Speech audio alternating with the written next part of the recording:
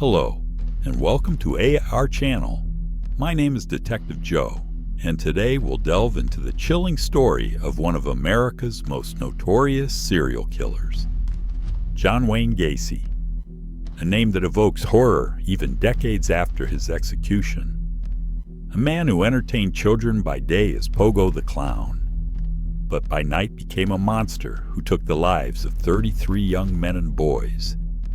Today we'll examine Gacy's life, his crimes, arrest, and the legacy he left in criminal history. Warning: this episode contains descriptions of violence and sexual crimes. So if you're sensitive to such topics, you might want to skip this episode. Part 1. Early Life. John Wayne Gacy was born on March 17, 1942, in Chicago, Illinois. At first glance, an ordinary middle-class American family. But behind closed doors, the situation was completely different. Gacy's father, John Stanley Gacy, was an alcoholic who often physically abused his son. He constantly humiliated John, calling him a mama's boy and a weakling. Young Gacy could never please his father, which formed deep complexes and psychological trauma in him. In his teenage years, Gacy began showing troubling signs. He suffered from frequent blackouts, which were later diagnosed as psychogenic seizures. Some psychologists believe these seizures might have been an escape mechanism from his father's abuse. In 1964, Gacy married Marlyn Myers and moved to Waterloo, Iowa, where he began working for his father-in-law's company. On the surface, he seemed like a successful young man. He became an active member of the local Jaycees, organized community events, and even performed at children's parties as a clown. But behind this facade of an exemplary citizen lurked a dark side that would soon emerge. Part 2. First Crimes. In 1968, Gacy was sentenced to 10 years in prison for sodomy.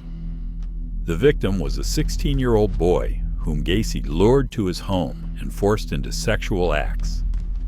This was the first documented case where his propensity for violence came to the surface. Strangely, in prison, Gacy was a model inmate. He organized a prison Jaycees club, worked in the prison kitchen, and even received praise from the warden. Thanks to this exemplary behavior, Gacy was paroled after serving only 18 months of his 10-year sentence. After his release, he returned to Chicago, where he began rebuilding his life. Having divorced his first wife, he remarried, bought a house in the Norwood Park suburb, and established a construction company called P.E.M. Contractors. Outwardly, Gacy again became a respected member of society. He was active in local politics, worked for the Democratic Party, and even had his photo taken with the then-president's wife, Rosalind Carter, in 1978. But behind this facade of respectability, Gacy had already begun his series of murders. Part 3. The Murder Spree. Gacy committed his first murder in January 1972. The victim was 16-year-old Timothy McCoy, whom Gacy met at a Chicago bus station. He lured the boy to his house, where he raped and strangled him. Later, Gacy confessed that he felt an incredible high from the murder, which he described as the ultimate orgasm. This became the beginning of a horrific series of murders that would continue for 6 years. Gacy's method was almost always the same. He would lure young men and boys to his house by offering them work in his construction company, alcohol, or drugs. Then he would show them a handcuff trick, putting handcuffs on the victim, after which he would rape, torture, and eventually strangle them. Most of Gacy's victims were buried in the crawl space under his house. When he ran out of room there, he began dumping bodies in the Des Plaines River. Gacy's victims were predominantly teenagers and young men between the ages of 14 and 21. Many of them were vulnerable. Runaways, young people looking for work, or those who simply found themselves in the wrong place at the wrong time. One of the most disturbing aspects of the Gacy case is how long he managed to avoid suspicion. He continued to lead a double life. By day, a respected businessman and community activist who often dressed as Pogo the Clown to perform at children's parties, and by night, a ruthless killer. Particularly chilling is the case of Robert Piest, a 15-year-old boy who disappeared in December 1976 after going for a job interview with Gacy. Robert's mother immediately reported her son's disappearance and even gave police Gacy's name as the person her son was supposed to meet. The police questioned Gacy, but he denied any involvement. Since he already had a conviction for a sex crime, the police should have paid more attention to this case. Instead, they believed his story that the boy simply didn't show up for the interview. This fatal decision allowed Gacy to continue killing for another 2 years, taking the lives of at least 9 other young men after Piest. One of the most horrifying details in the Gacy case is his confession that he sometimes wore his clown costume during the murders. The image of Pogo the Clown became a chilling symbol of this case, transforming children's entertainment into a symbol of pure horror. By 1978, Gacy had killed 33 people. The pace of his murders was accelerating. In the last months before his arrest, he was killing almost monthly. As he later confessed to investigators, the clown did the killing, and John Gacy had nothing to do with it. Most shocking is that Gacy led a normal life between murders. He hosted barbecues in the backyard of his house, under which his victims were buried. Neighbors often complained about a rotting smell, which Gacy explained as sewage problems or dead rodents.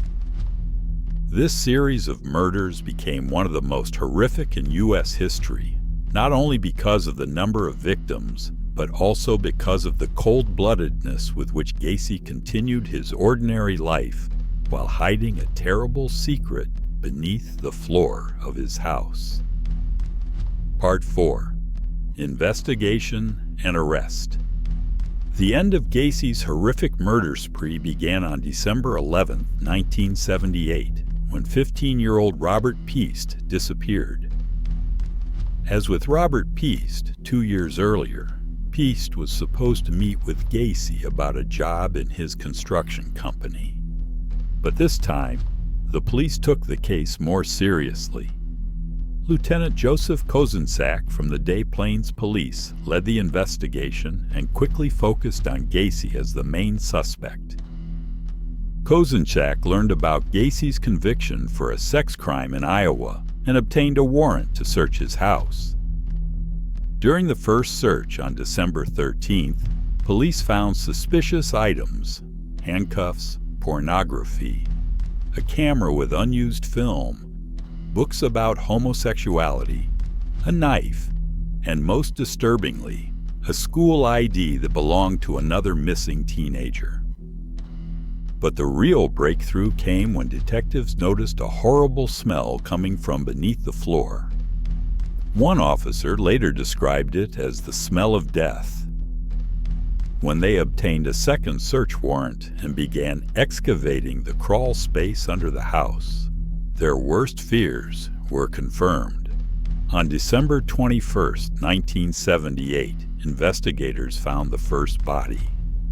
Over the next few days, they discovered 28 more bodies buried under Gacy's house. 3 additional bodies were found in the Des Plaines River, where Gacy had begun dumping victims when he ran out of space under the house. Gacy was arrested and initially denied his involvement. But after a lengthy interrogation, he made a shocking confession, describing his crimes in detail. He even drew a diagram of his house, marking where each body was buried. During his confession, Gacy said a phrase that later became infamously known: "A clown can get away with anything." He claimed he had a split personality and that his alter ego, Jack Hanley, was responsible for the murders. The scale of Gacy's crimes shocked not only the public, but also experienced investigators. One detective later admitted he couldn't sleep for weeks after working at the crime scene. The process of exhuming the bodies lasted several weeks in harsh winter conditions, and many officers required psychological help after completing the work. Part 5. Trial and Verdict. The trial of John Wayne Gacy began on February 6, 1980 in Cook County, Illinois. It was one of the most high-profile trials in Chicago's history, attracting nationwide attention. Gacy's defense was based on an insanity plea. His lawyers claimed he suffered from multiple personality disorder and couldn't control his actions. They presented psychiatrists who diagnosed him with various mental disorders, including antisocial personality disorder and sexual sadism. However, the prosecution refuted this version, presenting evidence that Gacy carefully planned his crimes, concealed evidence, and lied to police, all indicating he was fully aware of his actions. Particularly striking were the testimonies of the few who managed to survive encounters with Gacy. One of them, Jeffrey Rignall, described how Gacy lured him into his car, drugged him with chloroform, raped and tortured him before releasing him, believing him to be dead. After 5 weeks of hearings and less than 2 hours of deliberation, the jury found Gacy guilty of all 33 murders. On March 13, 1980, the judge sentenced him to death. Gacy spent 14 years on death row, filing numerous appeals. During this time, he began painting, creating eerie pictures of clowns and other images that later became collectibles among those interested in serial killers. On May 9, 1994, after exhausting all possible appeals, John Wayne Gacy was executed by lethal injection at Stateville Prison in Illinois. His last words were, "Kiss my ass." Even facing death, Gacy showed no remorse for his crimes. When his execution was announced, a crowd gathered outside the prison and greeted the news with applause. One victim's relative told reporters, "Today, justice has finally prevailed." Part 6. Aftermath and Legacy. The case of John Wayne Gacy left a profound mark on American culture and law enforcement. It changed how police investigate disappearances of young people, especially when suspicious circumstances exist. One of the most tragic aspects of this case is that many of Gacy's victims remained unidentified. Of the 33 bodies found in his house and the river, 8 were still unidentified at the time of his execution. However, thanks to advances in DNA technology, identification efforts continue to this day. In 2021, almost 45 years after the murder, the body of Francis Wayne Alexander, who disappeared in 1976 at the age of 21, was identified. This gave his family long-awaited closure, albeit tragic. The Gacy case also influenced popular culture, spawning numerous books, films, and documentaries. The image of the killer clown became firmly embedded in the American psyche, reinforcing the widespread fear of clowns known as coulrophobia. Perhaps the most disturbing aspect of Gacy's story is how well he integrated into society.